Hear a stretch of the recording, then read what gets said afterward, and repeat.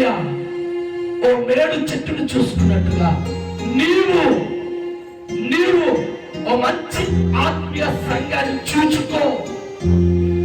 జక్కయ్య ఓ మంచి చెట్టును చూసి పైకి ఎక్కి ఎదురు చూసినట్లుగా నీవు ఓ మంచి సంఘానికి వెళ్ళి ఆ సంఘంలో యేసయ్యను చూడాలని ఆశపడు.